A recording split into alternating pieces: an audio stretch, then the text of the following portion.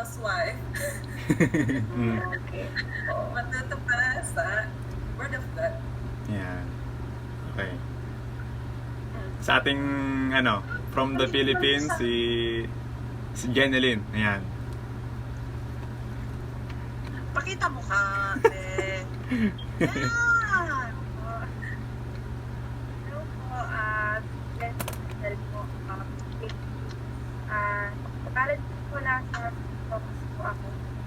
Then, first I supervise sa project.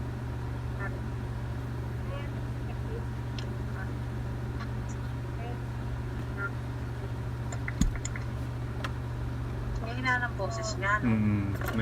May yan si... Ayan. Okay, so yung next na bago, si Ate Darlene. Hi, hello. Unang-una, magandang umaga sa inyo lahat. Ako pala si Geraldine L.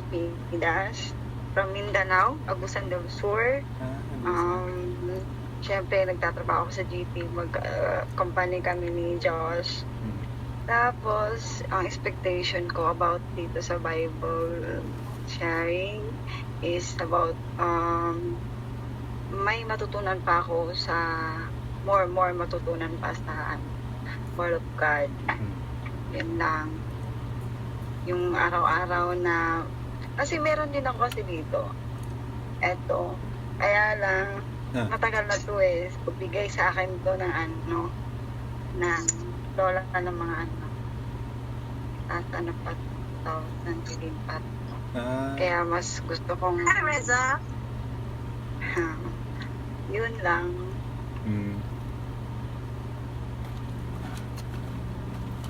Ate, meron din akong ganyan.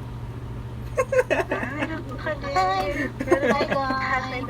Baka ko rin galing Pinas din. Ayun. So, next on the, si Ate Mavic na. Ako agad? Oo. Okay. My name is Maribek Ponelas. Makinig ba ako, kuya? Basta ko pa. Ano pa nga isunod?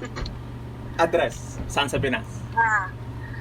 Taga Kasiguran, Sorsogon ako. Bicol. Bicol. Tapos, nagtatrabaho sa Seaguard as operator. Ang expectation ko na mas may matutunan pa ako lalo sa mga salita ng Diyos. And then, alam mo yung yesterday kasi, nilagnat ako, Josh. Nagdasal lang ako na nagdasal. Oo.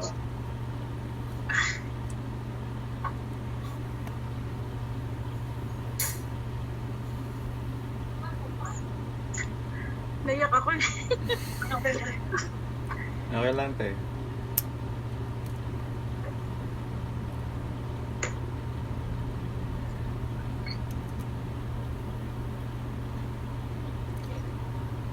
Pero how do you feel na po ngayon, ate? Physically, ano pong nararamdaman niyo? Okay na po. Okay na ako. Tapos, nagpapasalamat ako kasi andito yung mga kasama ko na mag-alaga sa akin kahapon. Kuya Lance. Ikaw yun, no? May iyak si Kuya Lance.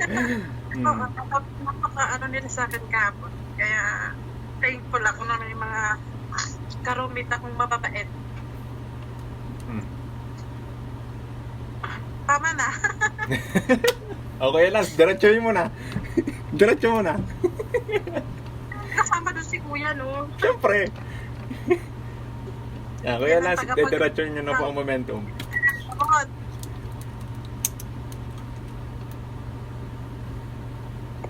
Dahil may doktor si Mati. Wala kasi ako, pumasok ako nung gabi. May doktor siya. Yan. May doktor kami dito. Kasi hindi siya pwedeng pumunta ng hospital. Oo nga, maraming pipirmahan pag pupunta ka ng ospital. Ka-check up lang. Bawa. At baka ma-quarantine kami lahat. Oo. Pinanggagat Buti na may doktor dito ka. Nung nakaraan na, wala ako. May pasok kasi ako. Kaya nakakatuwa. Ayan. Okay, Kuya Lance. Name, address, work, and expectation. Ang totoong name ko ba? Oh! Real name. Birth certificate name. Magugulat sila eh.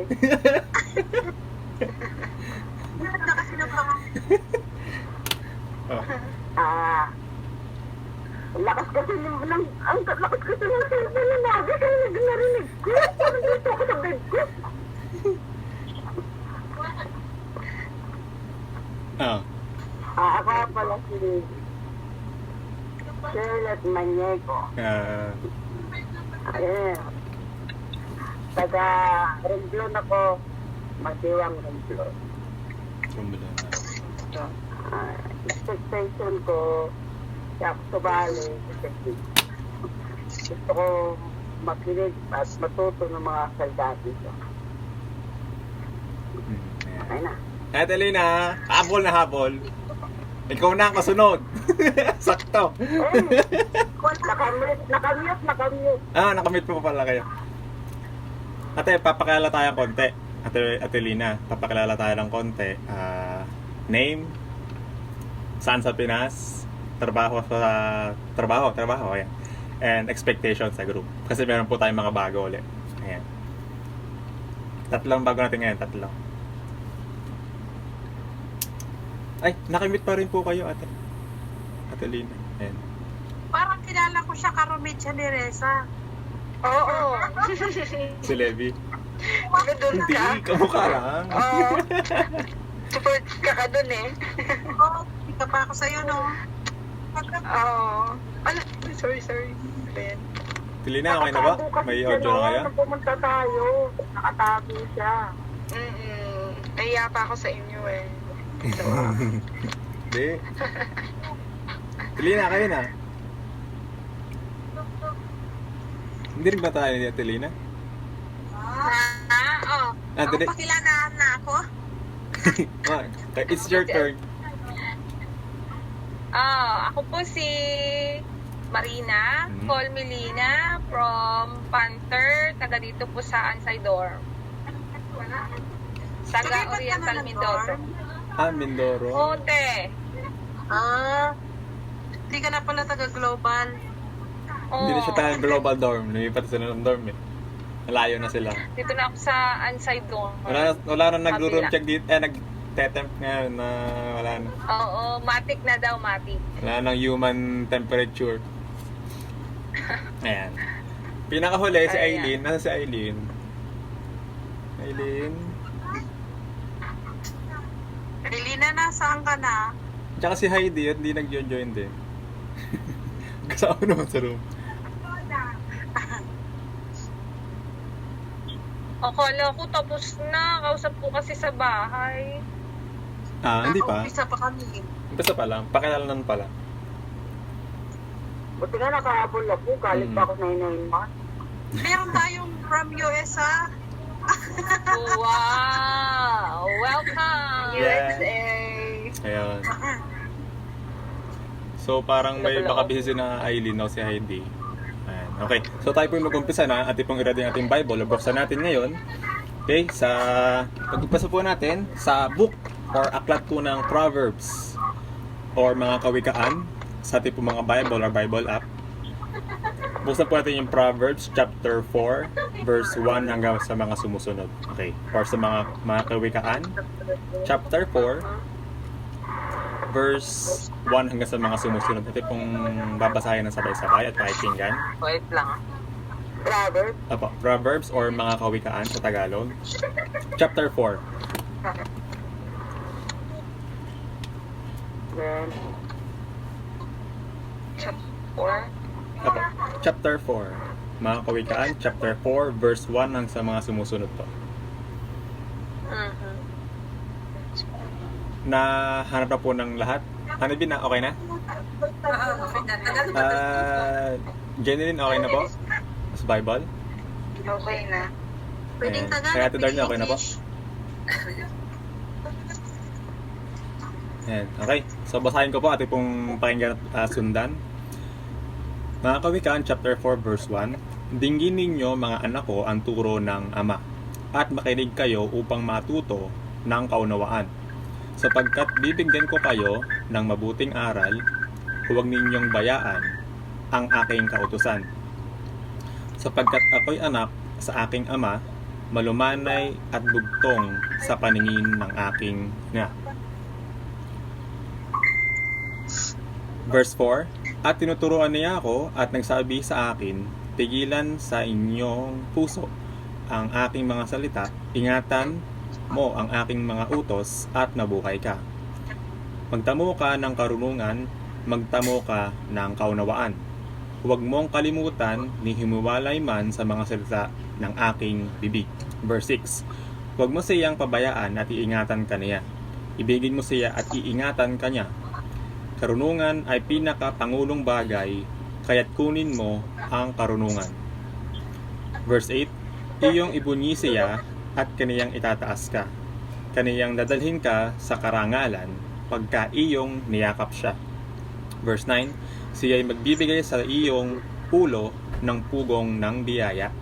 Isang putong ng kagandahan ay kaniyang ibibigay sa iyo. Verse 10, dinggin mo, o anak ko, at iyong tanggapin ang aking mga sinasabi, at ang mga taon ng iyong buhay ay magiging marami. Verse 11, aking itinuro ka sa daan ng karunungan, aking pinatnubayan ka sa landas ng katuwiran. Verse 12, last verse po, pagka ikaw ay yumayaon, hindi magigipit ang iyong mga hakbang, at kung ikaw ay tumatakbo, hindi ka matitiso.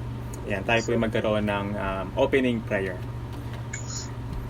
Panginoon namin Diyos, ng mga pangyarihan sa lahat, kami pinagpapasalamat sa inyo sa isa pong magandang umaga na nagkaroon po kami ng online Bible study na iba-iba man po yung countries na meron kaming kinalalagyan ngayon, pero ngayon po kami po ay united and connected as one. Thank you po sa kaparaanan ng teknolohiya na kami po ngayon ay nagkakaroon ng at the same time ng group Bible study in online. Ngayon sa inyo po ay dalangin po namin ng bawat member. Nagpapasalamat po kami sa bawat umattend, sa bawat po nagbigay ng panahon, nagbigay po ng kanilang oras. Hindi po talaga para sa group, kundi po para po, may bigay po para po sa inyo. Nawa Panginoon, turuan niyo po kami this morning. Turuan niyo po kami ng gusto niyong aral, gusto niyo pong maipanawa sa amin, ang inyo pong maipaalam sa amin. Nawa Panginoon ay kayo po yung magsalita sa amin, kayo po yung manguna sa amin, sa aming pong mga isipan, sa aming pong mga puso, at para po magkaroon ko kanyang spiritual food para po sa Monday morning na ito. Panginoon, muli po sa inyo aming dalangin, sa inyo pong pasalamat sa Panginoon Jesus. Amen. Okay, so ayan, welcome din po pa kay Marjorie. Ayan, nakahabol sakto sa opening prayer. Welcome Marjorie. Hindi ko siya makita. Oo nga. Naka-off ang kanyang camera. Ayan. Okay, ganun po man po ay may tanong po ako sa bawat isa sa atin. And open forum or open answer. There's no wrong answer to this question. Yan. Ngayon po, can you judge someone? Pwede mo bang husgahan ng isang tao? Any answer, anyone, atin po pakinggan. Can you judge someone? Anong klaseng judgment? Depende po sa inyo kung paano nyo bibigyan ng meaning. Parang, hindi naman siguro judge, parang first impression lang siguro, parang doon. Sige po, kahit ano pong level or means of judgment, okay lang. Basta po, i-back Depende po. siguro sa way ng pagkilos niya, pananalita niya. I-judge po natin as Kung ano na agad siya, kung ano siya. Oo. kay ate, isa rin. Kay Ate Lina, can you judge someone? Para sa akin kasi, pagdating ng... yung judgment kasi parang Mahirap ibang na. term eh. Pag kasi judgment, parang based yun sa kung anong ginawa niya, anong nangyari. Parang yun kasi sa akin ang punto ng judge. Yung parang kung sa mathematical sentence ba yung pinakang total niya, yun na yung judgment. Okay. Pero kung sa tao yun, wala naman tayong karapatang mag-judge. No? Tama.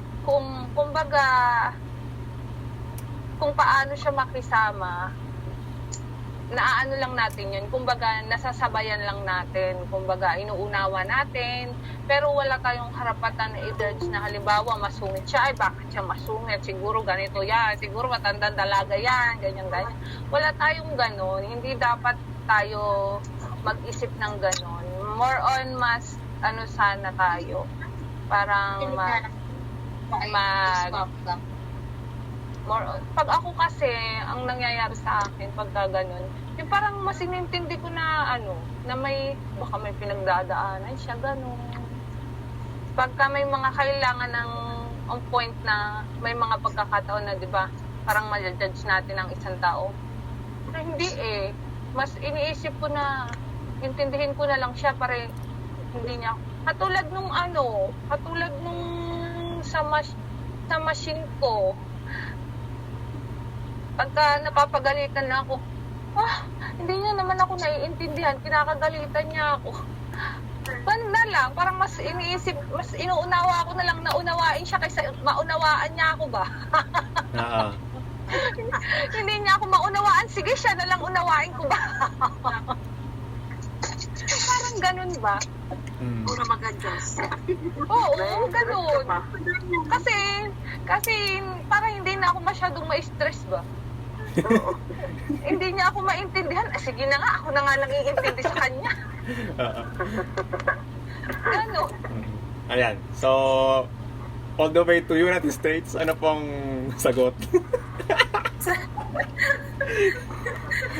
Na-judge ba? Can you judge someone or something?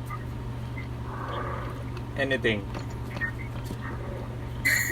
Siyempre, hanggat maaari, hindi. Pero minsan, hindi mo rin masabi kasi paano yung tao yung bumatay? Di ba medyo matatakot ka? So, ma-judge mo siya.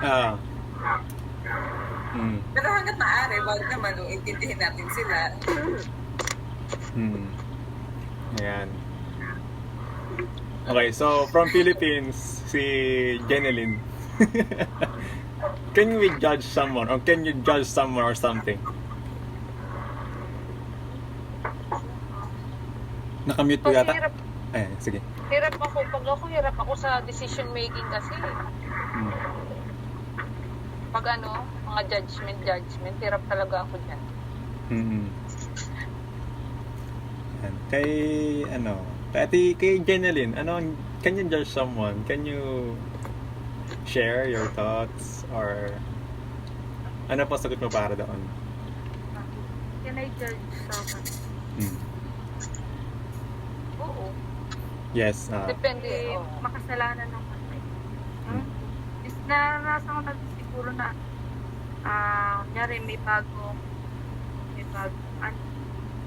employee, may bagong workmate tayo. Then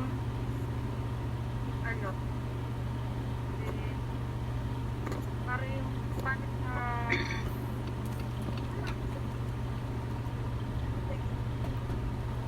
Nawawala si ate. Oo nga. hello po. Ayan, okay na. Ayan, okay na. Ayun po, sa personal experience ko po, nakapag-judge na po ako, yan lang. Nakapag-judge ka na? Oo. Ayan. Yun po. So, kay Ate Darlene, tingin natin. Can you judge someone? Ako naman, hindi ako hindi ako nag-judge sa agad. Kasi ako na-judge na din ako ng maraming beses. Pero inaano ko lang, kung sa iniintindi ko na lang. Hindi sa kanila, kundi yung sa side ko, sinasabi ko na lang, bahala kayo dyan. Basta alam ko sa sarili ko, parang ganon. Kahit, basta marami beses ako na-judge. Basta puro negative, pero hindi ko na lang iniisip kasi alam ko naman sa sarili na, hindi naman ako ganun. Siguro, ganun. Parang may mga question din ako. Pero bakit ganun? Yung nadya-judge ako. Tapos inaano ko na lang, yun, sabay pray. Tapos minsan naluluha ako, nakakarinig. Pero wala lang, inaano ko na lang. Through prayers. Yan lang. Basta, ang masasabi ko lang, bawal mag-judge. Ah, Hindi mo alam hindi mo alam kung anong pagkatao niya. Yun lang. Oo, tama. Tama yun. Kay Aileen, can you Bawal judge judgment. someone or can you judge Bawal something? judgmental at bulaga ito.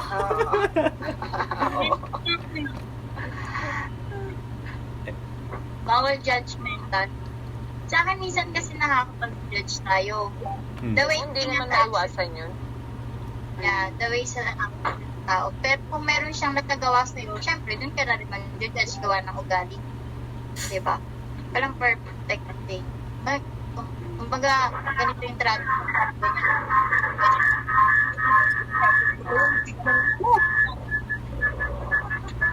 Diba? Hmm.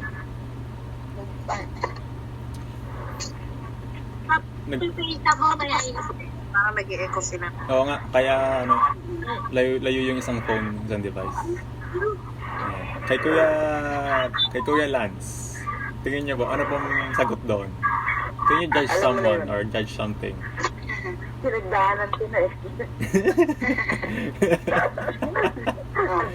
Madaming beses na. Yeah.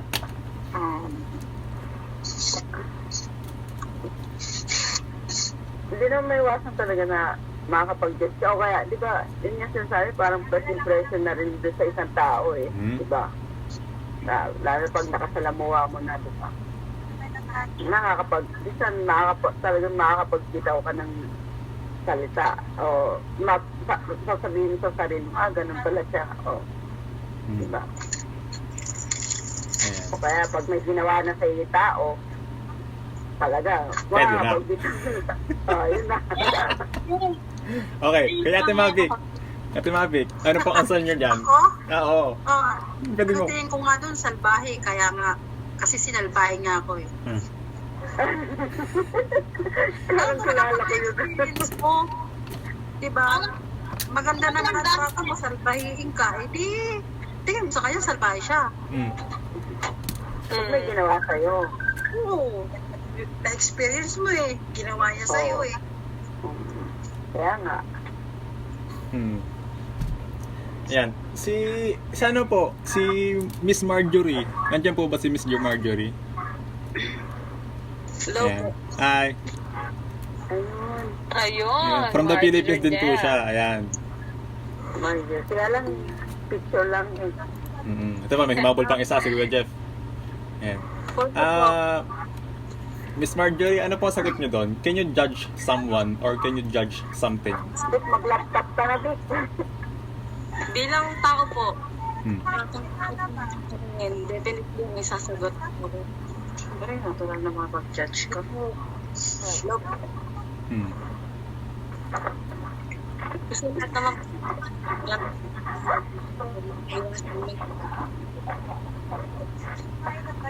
na kapag halimbawa, namatay sa tigalan, ganon, parang nagja-jump na agad tayo sa conclusion kung ano yung, kung saan pupunta or sa ano ba, sa langit ba or sa ganon. Hmm. Pero since nung Christian na tayo, parang kahit papano, hindi pa rin natin maiwasan pero Nalilesen na. Lord na lang natin inaano. Dapat pala hindi. Hmm. Hindi tayo mag-judge ng ilang po. Ayan. Thank you po sa sagot. Ayan. So, Kuya Jeffrey, pwede po ba kayong matanong dyan? Okay po, ano po Ayan. kakadating Ang tanong tanong, po? okay lang po. Nasa intro pa rin naman po tayo so far. Ayan. Ang tanong po namin is, can you judge someone or can you judge something? Anything po.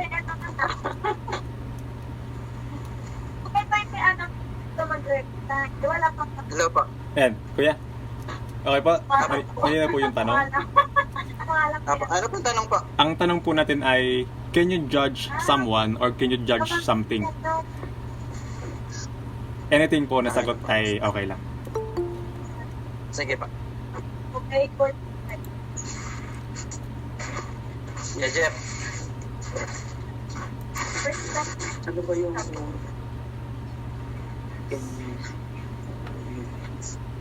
Kuya Jeff? Teka lang po. Sige. Apa. Ano, B? Ito yung asawa mo? Si Zachary Ray? Ito yung asawa mo to, di ba? Panalo. I-accept mo na lang. Zachary. Oh, Ito yung asawa niya. welcome, Zachary. Zachary Ray, good morning. English yan. Hey, good morning, sir. Basta, brother, may chat po ako. Chat? Sige. Uh-huh. Ayun. Parang mahina signal, ano siya, nagkahangabay. Oo nga po, medyo ano. Bro, Jeff, wala po Dahil kami ba sa makitang ano na? chat. Chatbox. Oo, nasa na yung mga ano nyo? Mhm. Hi, IDV. Ayun siya yung sinasabi ko. PM. Aha, Ayan, may Eh, yung asawa ni Annie V, si Zachary Ray. Husband niya. Oh. Mag-i-English ba ako? Ano ba yan? Ang hirap. Panalo. Kailangan mo ng English ngayon. Ayan, tanongin natin siya ng sa tanong. Tanongin din natin siya para fair. Mr. Zachary, welcome to the group. Oh, hero. We have a question to ask. Ayan. Ay, napatagalog eh. We have a question and we just want to hear whatever you want to say about the question of, can you judge someone or can you judge something?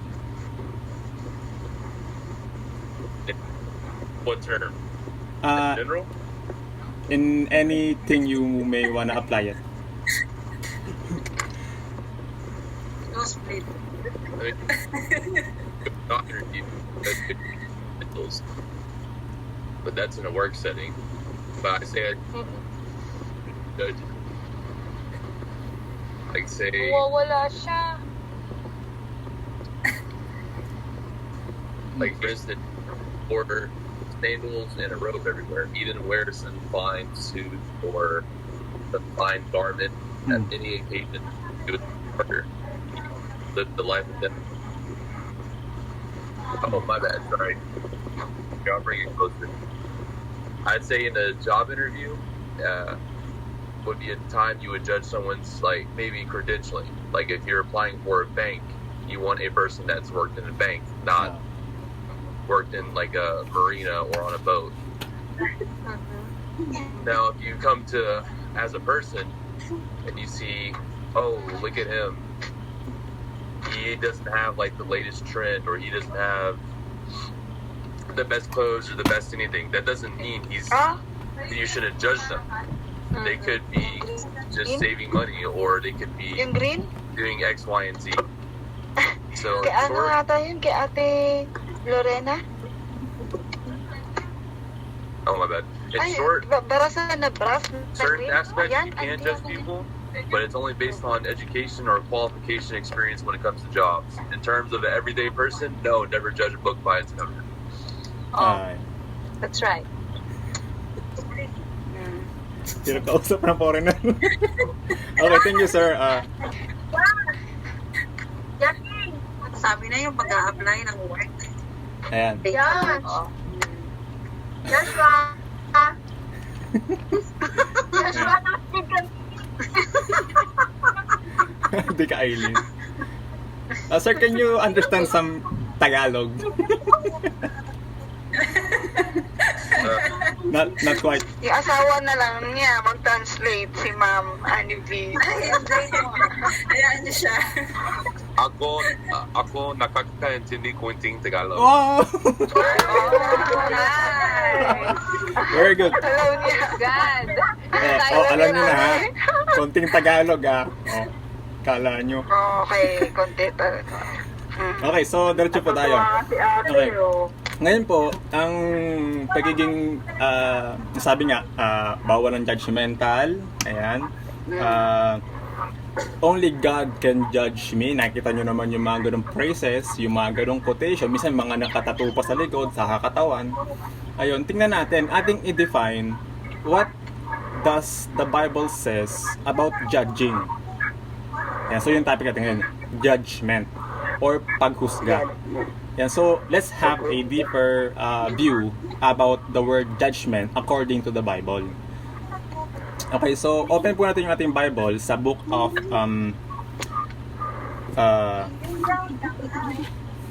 John chapter 8. Buksan po ating Bible sa Juan chapter 8 or John chapter 8 verse 1 hanggang sa mga sumusunod. John chapter 8 verse 1 to the following.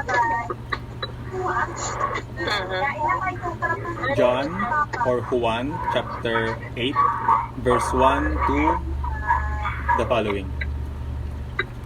Okay. Yan. This time po, malalaman talaga natin, meron talagang mangyayaring story na nangyari from the time of Jesus Christ upon His ministry about being judgmental or being in a judgment. Yan. Now we will go back to time 2,000 years ago that there's a scene or there's a story in the Bible from Jesus' time, Jesus' ministry, to see that this person has to be judged or have to be judged. Okay, so buksan pa yung Bible sa verse 1 po natin umpisahan. Nakita na po natin lahat? Nakita na po natin? Okay na? Okay, kay Marjorie po, okay po yung Bible natin? John chapter 8 verse 1. Okay na po. Ayan, sige. Okay, so umpisahan ko na po. Ayan. Sa verse 1,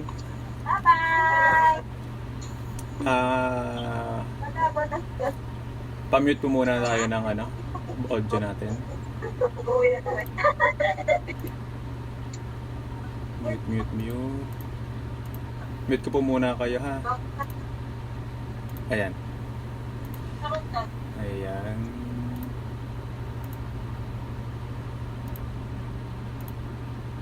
Okay. So ngayon po, buksan natin yung ating Bible and verse 1. Datapwat si Jesus ay napasa bundok ng mga olibo. Verse 2. At pagkaumaga ay nagbalik siya sa templo at ang buong bayan ay lumapit sa kanya at siya ay naupo at sila'y tinuruan. So this time po, si Jesus Christ ay nagkakaroon ng ministry. Si Jesus ay nagkakaroon ng teaching. Jesus is teaching people around him, especially with the disciples. Kasama niya yung mga alagad niya. At nagtuturo siya sa isang temple. In a temple, Jesus Christ is teaching. Okay, so verse 3, diretso ko na po. Ano po next na nangyari? At dinala sa kanya ng mga eskriba at ng mga pariseyo ang isang babaeng nahuli sa pangalo niya. So ano po yung pangalo niya sa English? Yun ay adultery. Ayan, adultery. Okay. So ulitin natin, verse 3. At dinala sa kanya ng mga eskriba at ng mga pariseyo ang isang babaeng nahuli sa pangalo niya at nang mailagay siya sa gitna. So upon teaching ni Jesus Christ, upon Jesus' teaching to the people, there's scribes and Pharisees na dumating. At meron dala-dala na babae. They brought a woman who was being accused of adultery. Yan. So ngayon po, ano po next na nangyari? So sa verse 5, yan. Sa kautusan nga ay ipinag-utos sa amin ni Moises na batuhin... 4 pa lang, Diyos. 4 pa lang po ba? Sorry. 4. Ayan, sige. Okay, so sa verse 4, ay sinabi niya sa kanya, Guro, nahuli ang babaeng ito sa kasalukuyan ng pangangalo niya. So sabi, itong babaeng to na dala namin sa harapan mo ay nahuli, caught in the act ng pangangalo niya. She is caught in the act of adultery. That's why we bring her to you. Okay, so sa verse 5, sa kautusan nga ay ipinag-utos sa amin ni Moises na batuhin ang mga ganyan. Ano nga ang iyong sabi tungkol sa kanya? So yung mga Pariseyo, yung mga Eskriba, tinanong na si Jesus Christ, presenting that woman na nahuli daw ng adultery.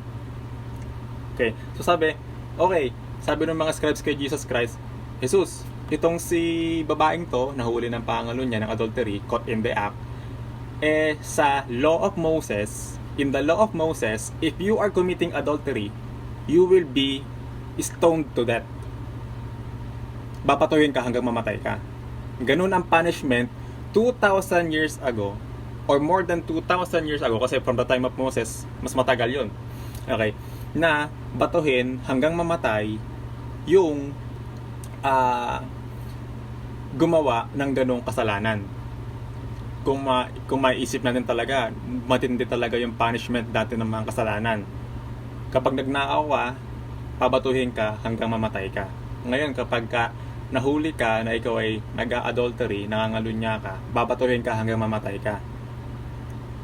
Kapag nahuli ka na ikaw ay nagsisinungaling dati, babatuhin ka hanggang mamatay ka. Ganun ang punishment. Kapag hindi ka naka-attend ng church ng Sabbath day, babatuhin ka hanggang mamatay ka. Ganun yung mga stone to death na mga punishments. Thank Jesus, wala na yun ganun. Wala na yung ganun dati na punishment ngayon. Kasi kung ganun yung punishment nga naman natin to our generation now, wala, ubos na ang tao. Okay, so diretso po natin sa verse 6 na po ba? 6 na, ano? Okay, sa verse 6, tinanong si Jesus Christ kung anong gagawin dito na nangangalo niya yung babae. And ano yung sagot ni Jesus Christ sa verse 6? Yan. So sabi po, at ito'y kanilang sinabi na sila'y sinusubok upang sa kaniya'y may maisumbong sila. Datapat yumuko si Jesus at sumulat ng kaniyang daliri sa lupa. So si Jesus Christ, hindi siya agad salita, kundi para daw siyang umupo at nagsulat using his finger sa lupa. Okay? Ba't kaya? Okay, so tingnan naman yung nangyayari. Sa verse 7, sinasabi, datapwat nang sila'y nangagpatuloy ng pagtatanong sa kaniya, ay umunat siya at sa kanila'y sinabi, ang walang kasalanan sa inyo ay siyang unang bumato sa kanya. Okay. Sabi ni Jesus Christ answered that whoever doesn't committed sin, throw the first stone to her. Yun ang sabi ni Jesus Christ. Kung sino man ang pinaka walang kasalanan sa inyo o walang kasalanan sa inyo ever, kayo yung unang bumato sa babaeng ito. So yun yung response ni Jesus Christ. Nung una, medyo umupo siya sa pagkakatayo niya at nagsulat ng ganyan. We don't know kung ano yung mismong sinusulat niya sa sand or sa lupa. And binalikan niya ng sagot yung mga scribes at mga Pariseyo na yun yung sagot niya na sino man sa inyo na hindi nagkasala, okay, go ahead, batuhin nyo na. Kayong maunang bumato. Next verse. Ano po ang next na nangyari after that answer? At muli siyang yumuko at sumulat ng kaniyang daliri sa lupa. So, after niya sagutin sa mga Pariseyo, mga scribes yun, nag-ganyan niya siya sa lupa, si Jesus Christ. Parang ang cute lang tingnan. Ang cute lang imagine. And, ano po nangyari after that? Sa verse 9. At sila, nang ito'y kanilang marinig, ay nagsialis na isa-isa na nagpasimula sa katandaan hanggang sa kahuli-hulihan at iniwang mag-isa si Jesus at ang babae sa kinaroroonan nito sa gitna. Okay, so upon asking Jesus, and they got the answer that whoever is never committed sin, throw the first stone.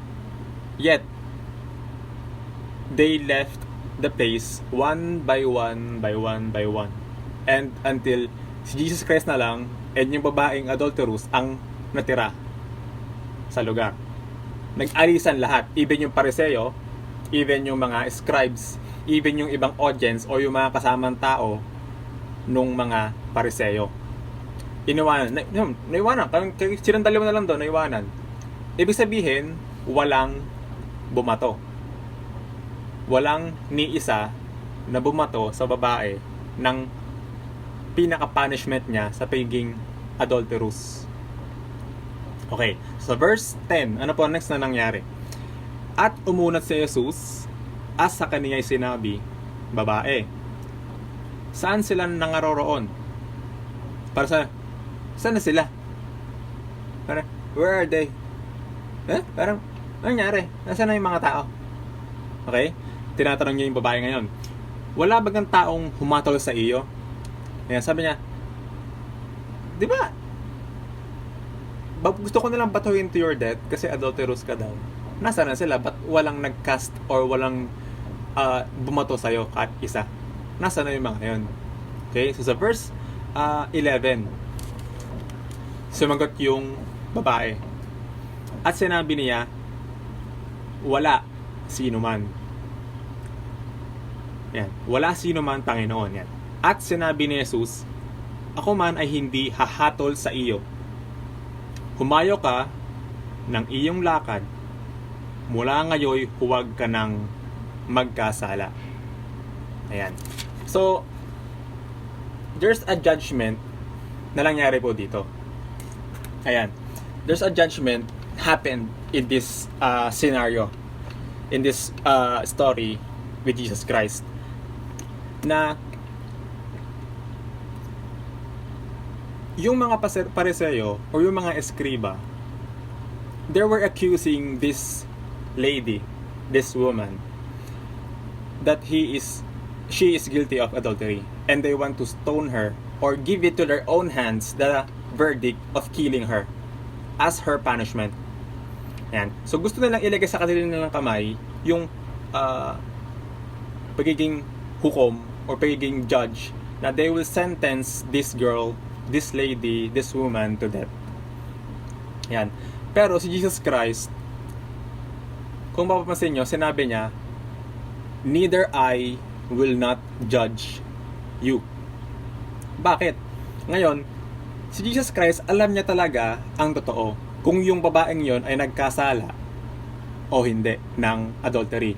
Jesus Christ really knows if the lady really commits the crime of adultery.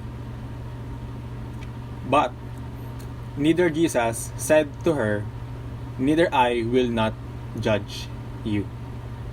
Yan. So, ano po yung makikita natin dito? So, what if tayo yung makikita ng isang nangangalunya? Or may kabit? Yan.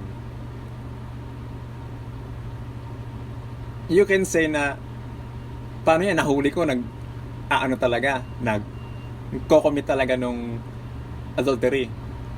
Number 1, kasal. Pangalawa, hindi naman hiwalay. Nahuli ko nakikipag kiss-kiss sa iba. Di ba, there's a judgment na magkakaroon tayo sa isipan natin. This is wrong. This is adultery. And this is against the law of the Bible. Kasi di ba, nasa 10 Commandments yan. And you shall not commit adultery. Pero bakit si Jesus hindi niya ginudge yung babae? Ba't kaya hindi niya sinabi na, alam ko ang totoo, nag-adultery ka talaga, babatuhin na kita? Ayan. Ba't kaya hindi niya ginawa yon? Ba't hindi niya ginawang reason yung adultery to her punishment of death? Yan.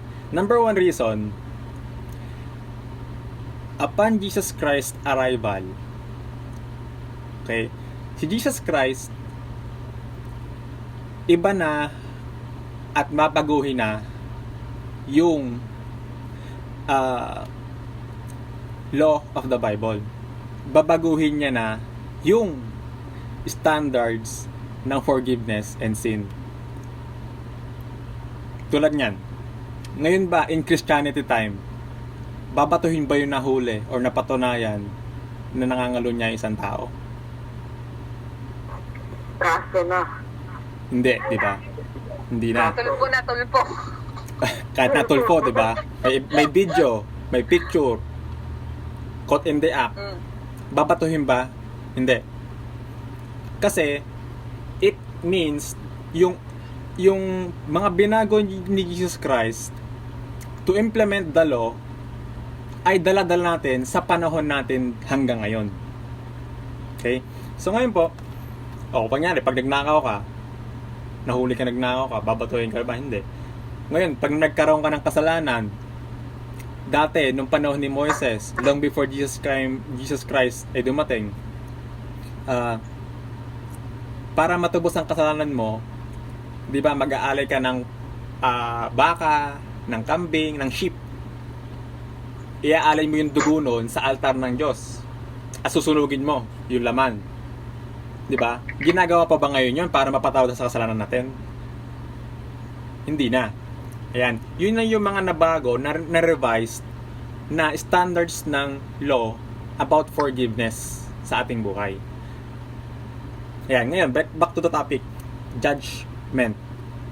Ngayon, can we judge someone? Can we judge something? Point number 1. Sa isang magulang na mayroong anak, pwede mo bang husgahan yung anak mo sa kung anong ginagawa niya? Can you judge your children of what they do? Pasawayin lang. Masawayin lang? Ate Mavic, si Ate Mavic anak na eh. Ate Mavic, eto. Sige, yung may mga anak dito. Si Ate Lina, si Ate Mavic, si Janeline, Kuya Jeff, si Aileen. Ayan. Kuya Jeff, pwede mo po bang husgahan? Sana nasosobrahan ng judge ang bata. Sige, tayo muna, isa na. So kay Ate Lina, bilang isang magulang sa iyong anak, can you judge your children? The way ng paano siya magtrato ng pinsan niya. Siyempre, sasabihan mo siya kung ano yung tama, kung ano yung dapat niyang ginagawa. Yung parang isiset mo siya ng example kung paano yung gagayahin niya. Dapat ganito, alagaan natin yung pinsan natin, ganyan. Katulad kanina, sabi niya, Ma, dumating yung package mo, bibigyan ko si Lola, bibigyan ko si ano. Sabi ko, ikaw, basta mayroon ka, ba't ka pwede magbigay? Okay lang yan, bigyan mo. Yung, ano ba? Pagdating sa judgment. Kaya, ganyan. Sure. Kapag mag-judge natin yung anak natin kasi, depende na rin kung paano natin sila pinalaki kasi. Ayan. Kay Kuya Jeffrey po, can you judge your children? Opo din po, pero sa magandang paraan po ng pananalita po, para lang po maipaalam po kung ano po yung ginawa niya, na maintindihan po niya yung mali para maitama po. Ayun. Okay, so pwede. Kaya Ate Mavic, can you judge your children? Hindi lumaki sa akin, paano ba yan? Hindi ba? Ayaw nga kasi nasa abroad eh. Nandito ako eh. Hindi, yung ano lang, yung pagkasagot niya ng tama ba kung may marunong siyang gumalang. Yan. Pag hindi, pagsasabihan lang. Kasi respeto sa matatanda, sa magulang. Ayan. Okay. Siyempre, bata, kailangan natin yun i-correct. Habang bata pa. Ang bata. Yan. Kay Aileen, it's a mother thing. Ha? Nakamute? Nawala si Aileen. Nakamute si Aileen. Yan. Hindi. The way na words na judge, hindi. Kasi magulang ka eh. So, once na nakita mo siyang may mali, so, pagsasabihan mo siya na itatama mo nga siya. Pero yung judge na alam mong wala naman dapat i-judge sa bata, parang hindi. Siguro itama siya sa mga mali niya, pero yung judge hindi ko magagawa. Parang ano yan, parang ganito, i-judge mo siya kasi gumawa siya ng mali. Can you judge him na ginawa niya yung mali o ginawa niya yung tama? Can you do that as a parent? Oo naman. Para sa akin hindi kasi yung marami kasing words na judge, pero yung judge na bakit tatanungin ko siya, bakit mo nagawa yan? Ganito, ganyan. So, correct mo na lang siya kung ano man yung naisip niya or ganyan. Pero yung judge, hindi. Tanungin mo muna siya kung ba't niya nagawa yun. For me, Pero alam mo na mali yung pagnanakaw na ginawa kakasakali ng bata. Kung sakali man, oo, mali, sasabihan mo. Pero, syempre, ako na munang gagawin na nagnakaw yung anak ko, ba't kaya? Diba? May paisip ka, diba? Bakit kaya? Anong kaya ang dahilan? So, matatanong mo yung anak mo, diba? Para sa akin na, yun na. Pero yung judge, na bigla mong i-judge, hindi ko. Okay. Maganda yung point na Eileen, na there has to be an investigation first before you conclude your judgment. Okay? So, okay yun. Nagis ko yung na Eileen. Kay Ate Darlene, ano po tingin nyo? Can you judge a child? Para sa akin, no? Kasi yung anak kong isa, yung babae, last 2 weeks ago, kaaway niya yung tita niya. Nasa side siya ng tatay niya ngayon eh.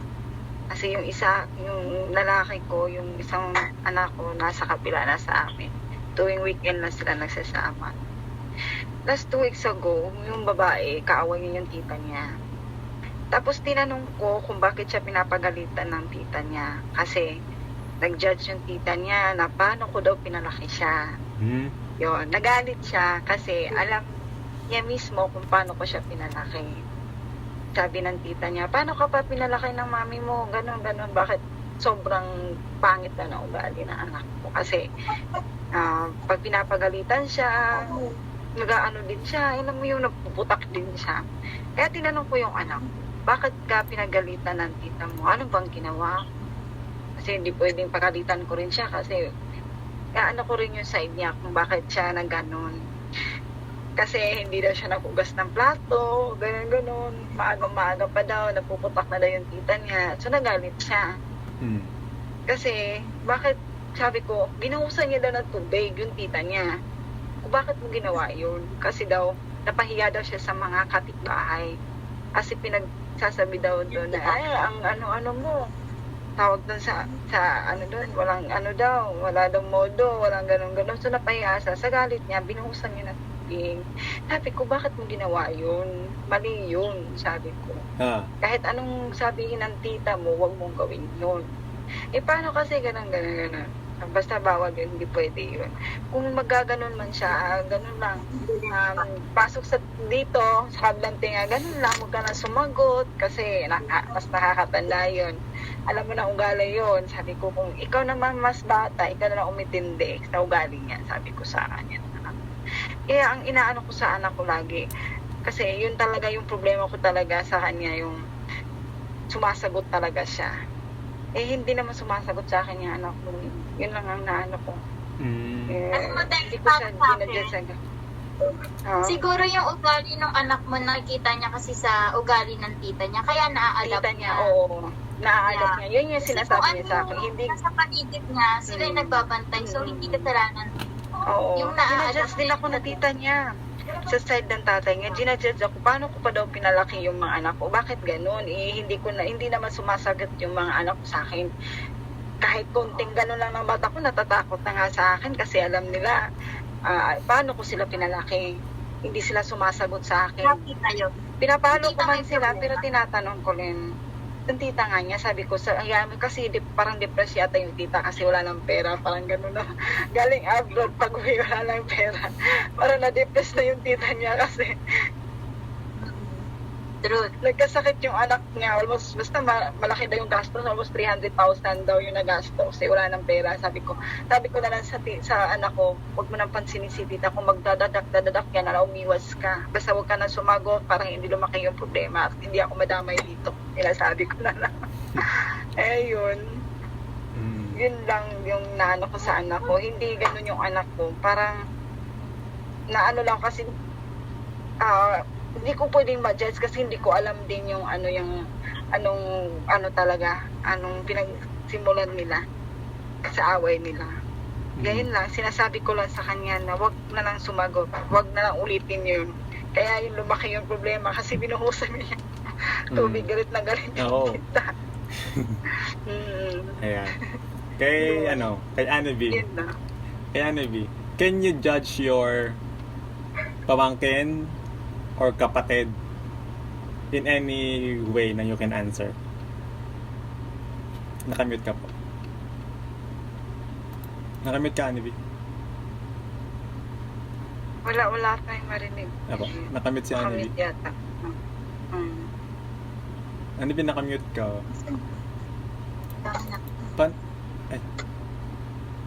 Paano siya Oo, mag-unmute? nakamute. Nakamute si Anna B. Nakamute siya.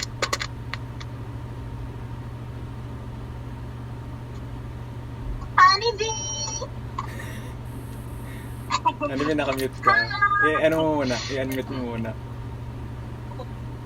Iba muna yung available mo. Sige, si Marjorie. Ayan. Marjorie? Marjorie? Wala ka mute. Ayun, unmute. Ayan. Pwede mo, Ano yun? ayan. Can you Si answer Marjorie. yung question na, pwede mo bang husgahan yung kapatid mo, yung anak mo, or kamag-anak mo, or even magulang mo? Can you judge them? Ano po, siguro nung dati, nung hindi pa ako Christian, na gagawa ko po yun. Pero ngayon, less judge na, more on intindi na lang. Kasi ako din, naranasan ko din yun eh. Naging ganun din ako, naging panasagot din ako, naging pasaway din ako. Parang mas lumawak na lang yung pag-intindi ko sa kanila kaysa judge. Yun lang po. Ayan. Kay Andal. Ikaw na. Hello po. Yeah. Same question. Po, bali po ang anak ko kasi then dun po sa ngayon parang hindi po na ngayon siguro pero hindi po siguro kasi yung anak ko parang parang namamalo na ng ng kalaro. Yung ganun, nasa ganong age na siya. Pero parang hindi ko pa rin siya ma-judge na ba't to pasaway lalaki, ba't to napakasaway. Na siya ma-judge na gano'n. Kasi parang more on na kailangan as a parent, responsibility ko na itama talaga yung mga i-train siya na dapat mali yun, hindi maganda yun. Then po yung yun nga po sa sinabi ni Miss Geraldine, medyo naintindihan ko po yun. Mas malalim pong naintindihan kasi ang bata kasi ay madalas na nakaka-adapt sa kung ano yung nasa paligid niya. Hindi yung sa dahil sa Kaya napaka-importante po talaga na kasama mo dapat ng iyong anak. Yun po. Dun po sa mga nag-a-abroad po. Dun po sa mga nag-a-abroad, isa po akong anak po ako ng isang OFW po. Bale, ang papa ko po ay 28 years na pong nasa abroad. Then, ayun po, na ko lang po sa inyo sana huwag niyo po, although nagtatrabaho po kayo, huwag niyo po sana, bigyan niyo po ng time talaga yung kasi po, ang tatay ko po ay talagang malayo kami ng tatay ko sa isa. Kaya po, yung pag-judge ng anak ay medyo bigat. Then, yun po, dapat nga po talaga, bago niyo siya i-judge, alam niyo po na yung dahil. Lang po yung para sa Thank you, man. Thank you, Daniel. Ayan. Thank you. Ayan. Kay, paano ba yung English ang natitira natin eh? Ano ba? Yung English ang natitira. Yung tissue ko muna handa ko. Si Anibi muna. Okay na? Naka-unmute ka na? Oo, Ayan. nice. Ayos na? Okay. Nagano na yan, Ano tanong mo? Ayan. Can you judge yung mga ginagawa ng kapatid mo, ng parents mo, kamag-anak mo? Tingin mo? Kung i-judge ba natin sila? Oo. Kunyari, ang ginawa nila is ganito. Lahat naman ng tao di ka nagkakamali. Doesn't mean na i-judge na natin sila.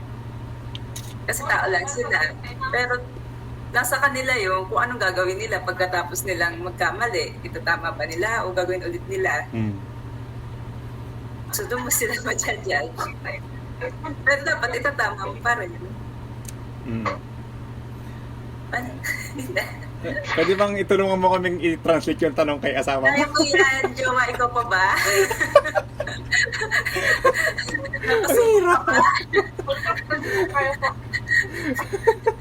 Kaya mo yan. Yaya mo ko eh. Kasama to, syempre. Okay. Oo. Mr. Zachary, we have a question to ask and we want to hear from you that if you have a sibling, your parent, if they did something, can you judge them from what they did? No,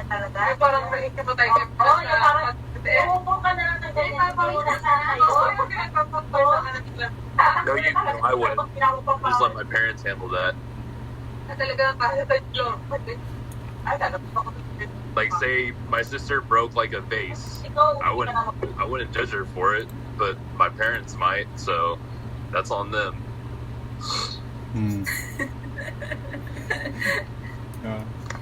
Your wife is very proud of you. I'm telling you. Okay, so thank you sir for the answer and yun, diretso tayo. So ngayon, how does the Bible answer this question? Ayan. So inuna ko lang yung ating mga opinion. We just ask for everyone's answer. We just ask for everyone's opinion or view or their own experiences or their own alam niyo na. Ayan. Okay, so tingnan natin in this specific manner. Let's see how the Bible answers about judgment or about judging. What does the Bible says about the thing that we are doing that is called judging or judgment? So buksan natin ating Bible or Bible application sa Book of Matthew chapter 7. Matthew chapter 7 verse 1 hanggang sa mga sumusunod at kung babalikan. What does the Bible answer about this thing? What does the Bible says about this judgment? Okay. Matthew chapter 7 verse 1 to 5. Verse 1 to 5. Okay. Matthew chapter 7. Ayan, basahin ko po. Nahanap na po ng lahat. Okay na, no? Okay. Verse 1. Huwag kayong magsihatol upang huwag kayong hatulan. Verse 2. Sapagkat sa hatol na inyong ihahatol ay hahatulan kayo. At sa panukat na inyong isusukat ay susukatin kayo. Verse 3. At bakit mo tinitingnan ang puwing na nasa mata ng inyong kapatid, ngunit hindi mo pinapansin ang tahilan na nasa iyong sariling mata? Verse 4. O paano sasabihin mo sa iyong kapatid, pabayaan mong alisin ko ang puwing sa mata mo, at narito ang dahilan ng iyong sariling mata. Verse 5. Ikaw na mapagpaimbabaw, alisin mo muna ang dahilan sa iyong sariling mata, at kung magkagayoy makikita mong malinaw ang pag-aalis mo ng puwing sa mata ng iyong kapatid. So, this is very clear. The text, the verses are very clear about judging. Ngayon, sabi natin we cannot judge someone. Ayan. So, sabi nga, sa verse po na to, kung ano pong pag-aaralang mabuti, si Jesus Christ mismo ang sabi ito sa atin, si Jesus Christ. Kung makikita sa Bible natin, color red ang text na to. Ayan. Sabi nga, sa paghatol natin, hahatulan ka rin. Paano ganun? Paano nangyari yun? Tapos, kung ano yung ipinanghatol mo, sa'yo din ihahatol. At kung ano yung extent nung inihatol mo, yun din yung extent nung ihahatol sa'yo. So what does it mean? Anong ibig sabihin nung Matthew chapter 5 verse 1 to 5 about judging? Sabi nga, si Jesus, tinuturuan niya tayo dito kung paano tayo mag-judge. He is not really telling us na we should not judge, but He is telling us how to judge. Sabi nga, sa English word, paano mo, parang yung spec na sinasabi, yung parang, yung sabi sa word dito, ang ginamit na word ay puwing, di ba? Or sa English, spec. Kumbaga, kung ano yung kasiraan na nakikita mong mali sa kapwa mo, first, sabi nga, kung ano yung inuhusga mo sa kapwa mo, kung ano yung hinusga mo sa kanila, ihuhusga rin sa'yo. So, ganito. So, it will come two ways. Ngayon, bago mo i-judge yung isang tao, tingnan mo muna sa sarili mo, kasi baka mamaya ganun ka rin pala. Yun ang ibig sabihin ng verses 1 to 5, na kung ano yung puwing sa mata mo, sa puwing sa mata ng kapwa mo na sinasabi mong mali ka, bad ka, tingnan mo muna sa sarili mo, baka you are also having the same speck in your eyes, or you are doing the same thing. Sabihin mo, babaero ka, lalakero ka, pero ang ginagawa mo ganoon din pala. So how dare you judge that one? How dare you sabihin sa kanya na masama ka, mali yung ginagawa mo, pero ikaw din pala gumagawa nung isinasaway mo sa kanila. Ayun, yun po yung ibig sabihin nung sa panukat na iyong isusukat ay susukatin ka rin. Yan. So ano pa ibig sabihin? So ngayon po, tingnan pala natin munang mabuti bago natin sila sabihan ng mali ka dyan, wrong yan, that's incorrect. Tingnan mo muna sarili mo, i-reflect mo muna, teka, baka mamaya sapol din ako sa sinasabi ko. Sasabihin ko sa'yo, sabi ko, you're a thief, you're a liar, you're an adulterer, yet I too were convicted of the same accusations that I am saying against someone. Mr. Zachary, why? Oh, I have to go. It's important. Nice meeting you all. Oh yeah. Thank you sir. Bye-bye. Bye, God bless. Ayan. So, hindi na mag-English ha. Sabi na. Asawa mo, Anibi, ang hirap. Hirap pa. Pero ikaw, napagdaanan mo na yung napagdaanan namin ngayon. Oh, araw-araw. Oh, ayan. So, balik tayo sa judgment. So, sabi nga, ay ibig sabihin pala nung verses na ito about judgment, about kay Jesus Christ, tinuturuan niya tayo how to judge someone's deed or someone's act. Tinuturuan niya tayo na bago mo sawayin yung isang tao, siguraduhin mo na ikaw, hindi mo muna ginagawa yon. Ayan. Ganun lang pala yung gustong sabihin ng message nito. Kasi maraming nalilito dito. Na hindi na nakikita yung true meaning or true intended purpose ng verses, na huwag kayo magsihatol kundi kayo ay hahatulan. So that's the end of it. Pero nung binasa natin isa-isa yung kasunod hanggang verse 5, meron pa palang ibig sabihin yung word ng verse 1. Yan, so sabi nga sa verse 1, ulitin natin. Kung verse 1 lang ang titingnan natin, huwag kayong magsihatol upang huwag kayong hatulan. So sabihin, teka, pagka pala sinabihan ko tong masama ka, hatulan din ako ng masama. Kasi ginajudge ko siya. Pero, the following verses, sabi ni Jesus Christ, you can do that, you can judge someone if you know na hindi mo... Judge fairly daw. Ayan, parang judge fairly. Ayan. Kumbaga, ngayon, sabihin ko, anak, mali yung ginawa mo. Mali yung binasa mo yung tita mo. Mali yun. So, that's a form of judgment. Ayan. That's wrong. You can admit that that's really a wrong deed na ginawa ng ating anak. Okay. So, pagkatapos nun, ano na yung solution na kailangan mong gawin? Kasi nga, tulad niyan, minsan, marami tayong naririnig ng mga judgment sa atin. Sa company, katrabaho natin, kapatid natin, minsan magulang natin, ginajudge tayo sa ginagawa natin. Na sabi nga ng karamihan kanina, hindi naman naiintindihan yung totoong pangyayari sa sarili mo. Hindi man naiintindihan yung totoong nangyayari sa iyong sitwasyon. Ayan. So, ngayon nga, if, sabi nga ni Ate Darlene kanina, kung na-judge ka, pero alam mo naman sa sarili mo na hindi naman talaga totoo yung sinasabi sa'yo, then I don't care about that. It doesn't matter. Pero ibang klaseng judgment yun, ibang uri ng judgment yun. Pero for the judgment of doing the right and wrong, we must be very direct. Kasi tayo mga Christians, tayo mga believers, hindi tayo pwede maging tolerant. Hindi tayo pwedeng tolerant na mali na yung ginagawa ng kapatid mo, mali na yung ginagawa ng anak mo, pababayaan mo. So, sino mas mali ang lalabas? Ikaw na mas nakakatanda, o ikaw na magulang. Alam mo na ginagawa niya na is mali. Alam mo na ang pupuntahan niyan is mali. Hindi mo pa rin ba ikaw correct? Kasi alam mo yung judgment. Sabi ko, hindi ko pwedeng i-judge yan kasi sabi, bawal na Wait!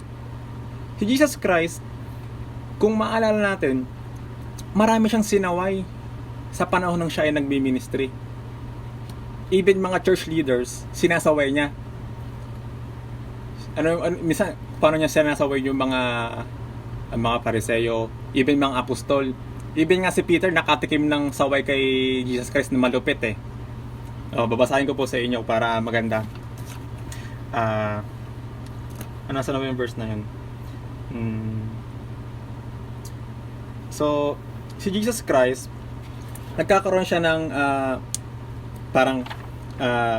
pagtuturo uli sa pagkakataon na ito. Tapos, si Peter, ayan, si Pedro, alam niyo po si Pedro, di ba? Ayan, ay may sinabi sa kanya. At yung sinabi niya sa kanya, si Jesus Christ ay nagkaroon ng response. Ayan.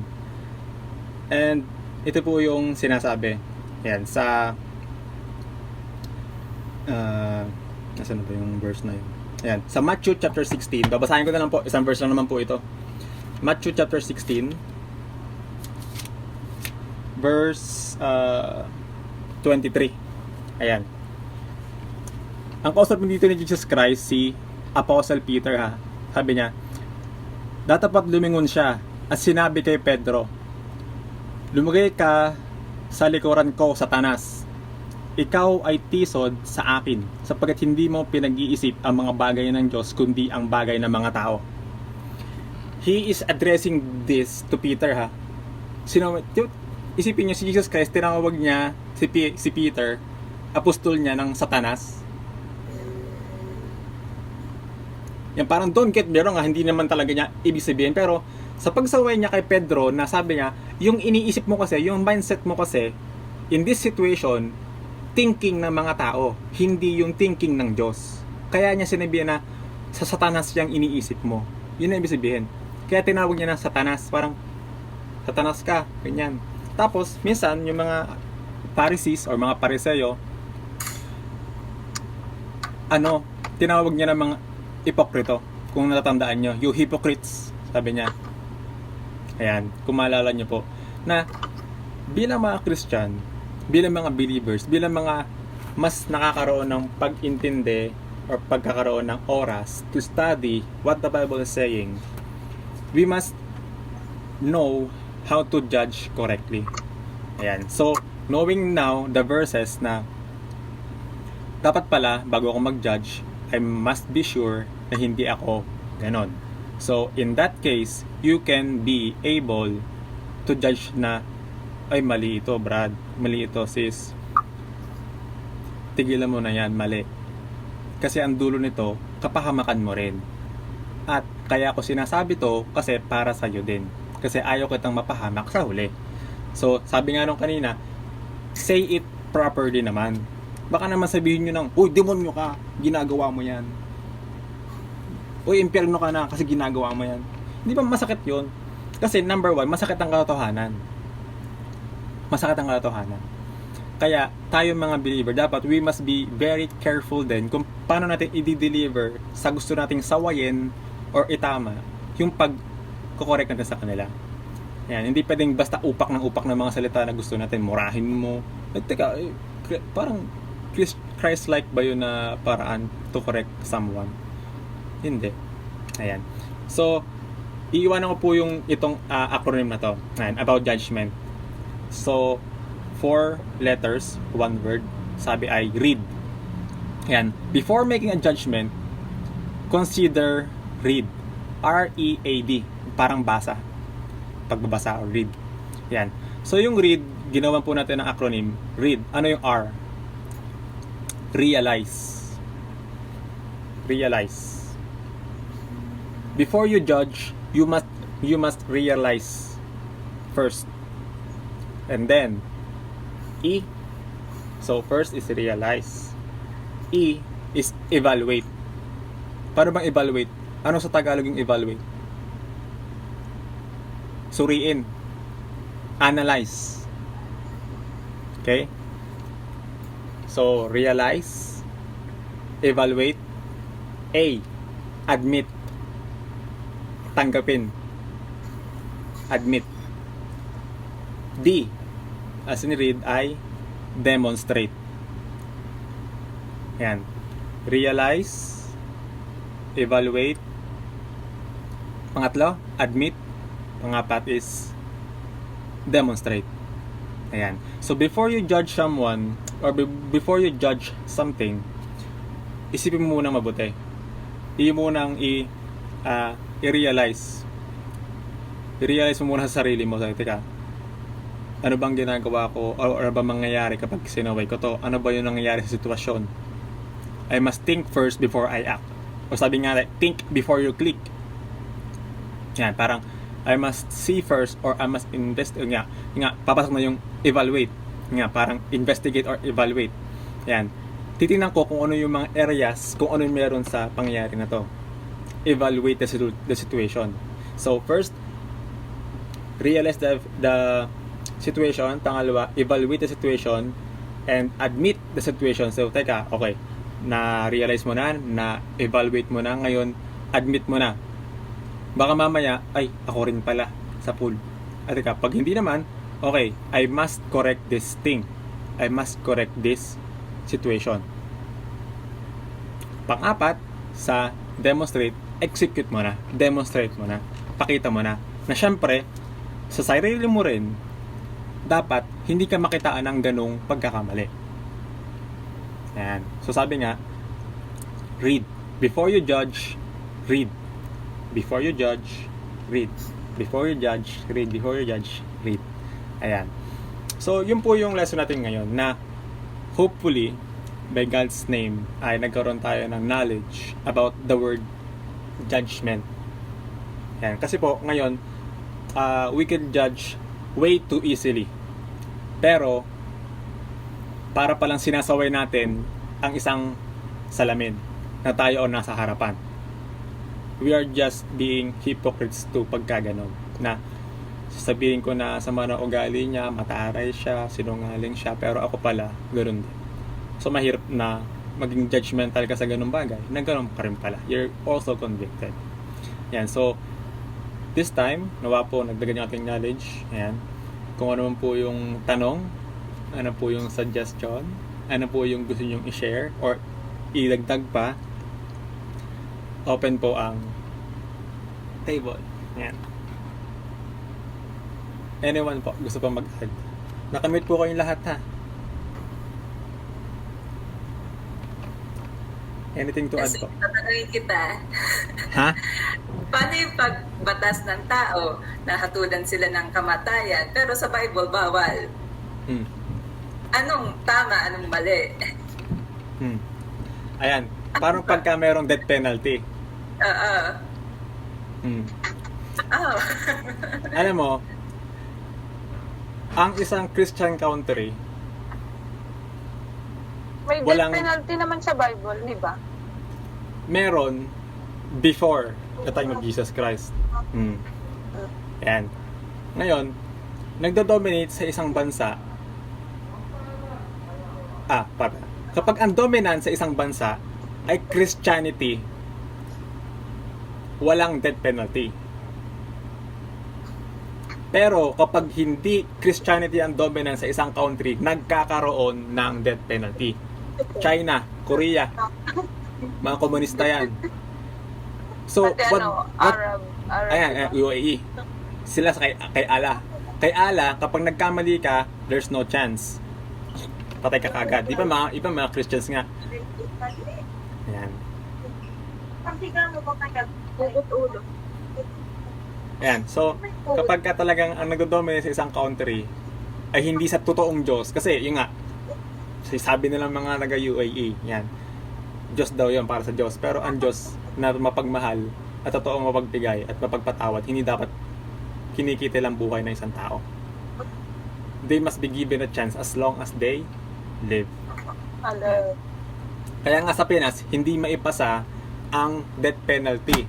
Kasi dominant pa rin naman tayo mga Christians doon, mga believers doon. Kaya hindi maipasa yung death penalty. Pero kung isang sign yon ng pag mayroong death penalty, alam nyo na. Nakakalungkot isipin, pero nangyayari na.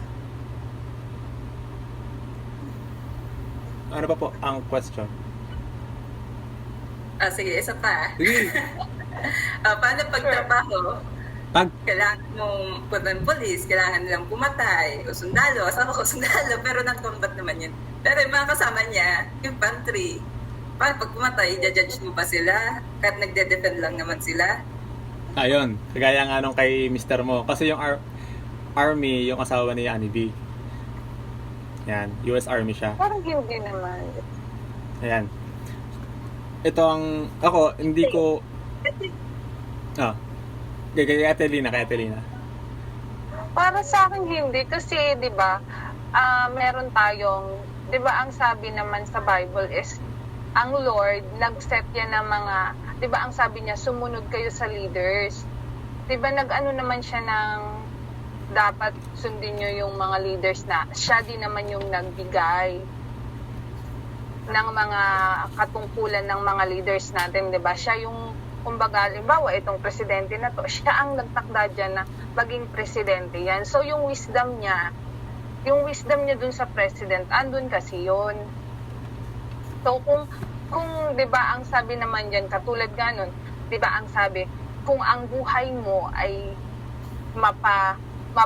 yung nagiging, mapapahama ka ba, di ba, dahil sa kaaway, di ba, yung parang, kung it will save your life ba? Parang fair naman yan kung ang ano mo, ang tawag dito?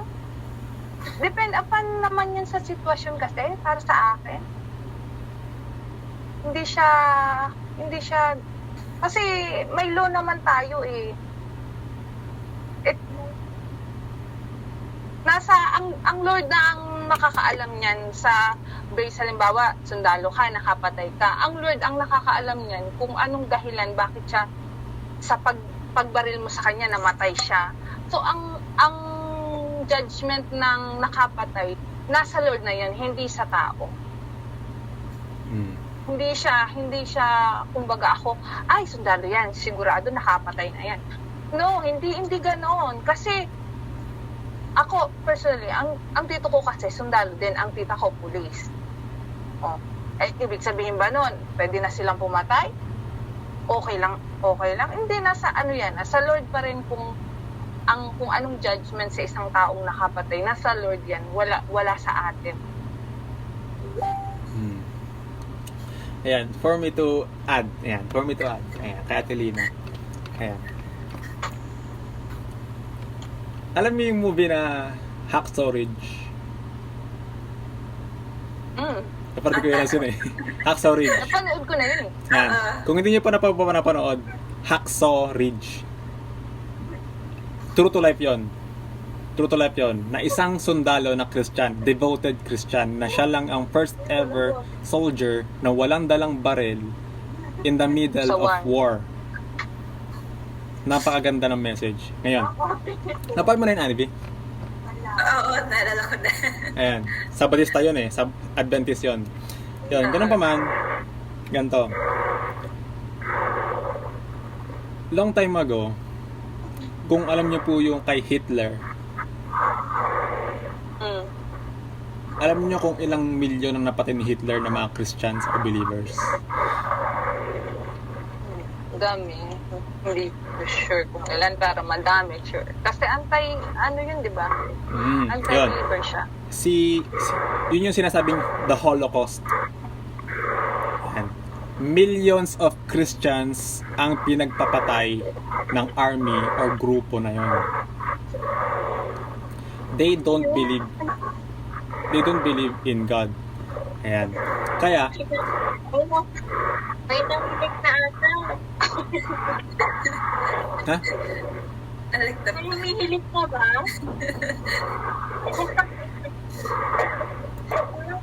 Ano yun? Parang may humihilig na. Oo nga eh. Minute ko si Kuya nawala. Ulit Kuya. Electric fan yun. Electric fan, hangin. Okay. Electric fan. Kala ko. Ayan. So, diretso natin. Sorry, Ayan. judgmental. Ngayon.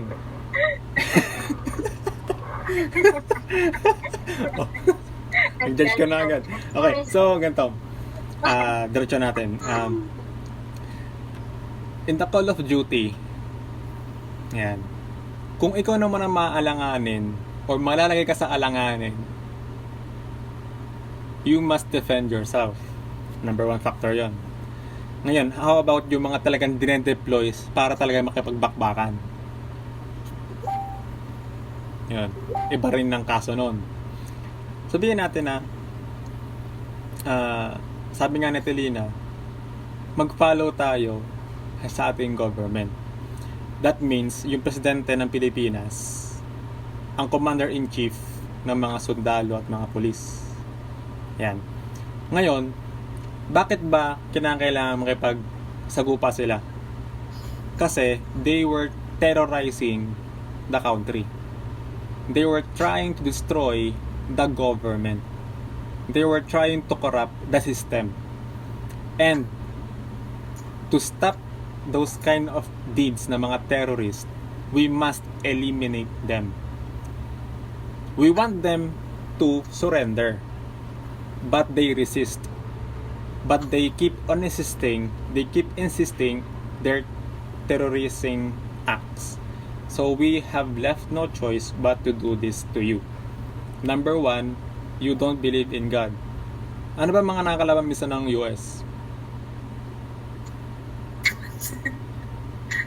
Di ba mga Muslim? Do they have the same God as ours? Hindi ko lang. Ayan, no, diba? Ngayon, nakakalungkot mang isipin, pero it's a way of defending your country. Ayan. Kinakailangan ng defenders ng country natin ngayon, kasi if they don't do that, then you don't know, baka atakin na lang nila tayo. Ayan. Suicide bombing. Alam niyo yung 9/11, yung dalawang eroplano na hack ng isa sa Pentagon, isa sa World Trade Center. Terrorism yon. So they have to take those kind of measures to stop them. Kasi mas napapatay nila yung walang kamalay-malay. Yung mga inosente, bata, matanda. Kaya, the government must take the hardest decision for it to be stopped. Yan. Nakakalungkot man, kasi ganyan din naman talaga dati. From the Old Testament, di ba?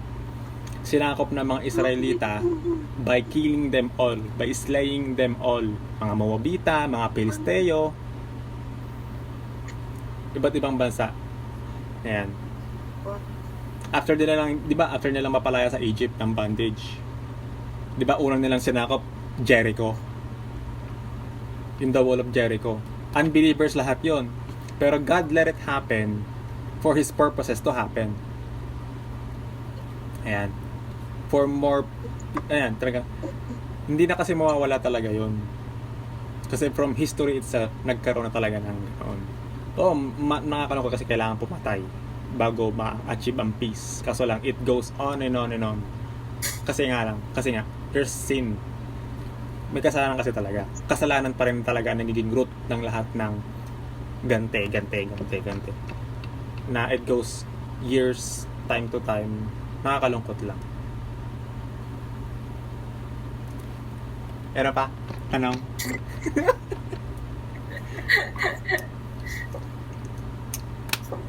Ano pa po? Kay Ate Geraldine, kay Janil Nandal, kay Marjorie, kay Kuya Jeff, any tanong po or suggestion or i-add sa inyo po? Aileen, Kuya Lance, Talina, Matt. Wala naman po. Ay, bro, ano pong view nyo doon? Bro, ano pong view nyo doon sa about sa mga soldiers na kinakailangan talagang makakuha ng makitil ng buhay?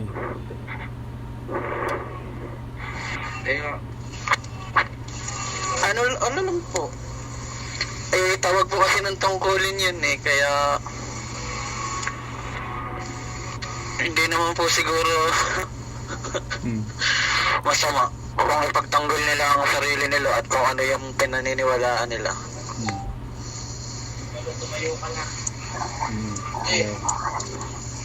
Kaya yung duty ni Mr. Zachary, your husband. Non-combat naman yan. Pero hanggat maaari, sana hindi siya sa deployment, hindi siya ma-deploy sa field. Office na lang siya. Pwede naman magsundalo ng ganun. Oo. Non-combat din sila. Oo. Yung sa tito ko hindi rin. Ayoko mag-combat here. Oo. Pwede ka naman maging sundalo, maging police. Nasa loob ka lang ng opisina. Hindi ka naman, hindi naman. Pwede naman ganun. Ganun nga. Pwede yun.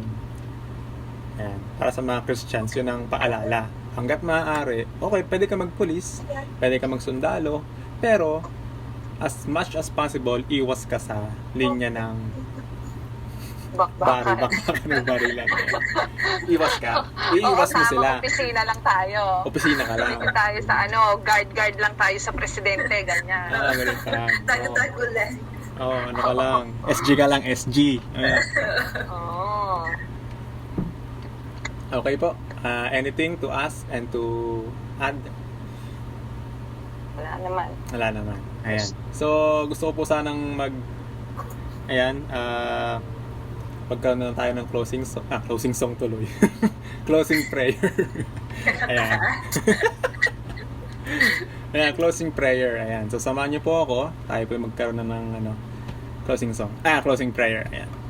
Okay, tayo po sandaling tumungo, pumihirap na langin. Panginoon namin Diyos, ang makapangyarihan sa lahat. Kami po nagpapasalamat sa inyo sa isa pong napakagandang ng discussion. Been almost 2 hours, pero nagpapasalamat po kami sa very open group na ito. Salamat Panginoon sa mga first time na nakarating, start to finish, nakasama po namin sila. Salamat Panginoon sa presensya po ninyo. Naramdaman po namin from this topic, judgment or judging. Salamat Panginoon sa mga Bible references na binigyan niyo po sa amin, iniwan niyo po sa amin way back 2,000 years ago, mula po nung ipinisinta sa inyo yung babaeng nahuli ng pangalo niya. Pero ngayon nga po sa amin po panahon ngayon, talaga nga pong very applicable and very nourishing sa amin pong pagkasalukuyan na buhay, na still the same problem of adultery, same na mga kasalanan na mga ganoong way back then and there, talaga nga pong nasabi ng very applicable na nawa Panginoon, sa amin pong nalaman ng mga istoryang ito, mga verse na ito, explanation niyo po sa amin, Q&A, kayo po Panginoon ang bahala magpa-enrich nito sa amin, magpa-lago po nawa ito sa amin ng aming pananampalataya, Panginoon. Muli po sa inyo, dalangin po namin ulit isa, ingatan niyo po kami sa aming mga trabaho, aming po mga pamilya, kanila po mga tinatangkil, kanila pong iniisip, ginagawa, especially sa kanila pong spiritual direction, saan man po kami naroon ngayong mga bansa, kayo po ang bahala sa aming mag-ingat. Sa aming po mga pamilya, sa Pinas, sa mga pagdako ng mundo, kayo po ang bahala magtumingin, mag-ingat, magpalangas sa kanila, i-heal niyo po sila sa kanilang karamdaman. Glad po kay Ate Mavi na nagkaroon po ng karamdaman. Salamat po sa mga ginamit niyong tao na ma-prove na you are always in Ate Mavi's side. Same din po Panginoon kay Joy ngayon na nagpapating sa ospital na nagkakaroon din po ng kanyang sobrang sakit ng ulo. Nawa Panginoon, paggalingin niyo po siya. Ganun din po Panginoon ang bawat isa sa amin, kayo po mag-ingat sa amin sa lahat ng aming mga decisions making. Ganun din po yung aming pong judge making Panginoon sa aming mga kapwa, pamilya namin, kapatid namin, mga magulang namin, pero tingit sa amin po mga sarili.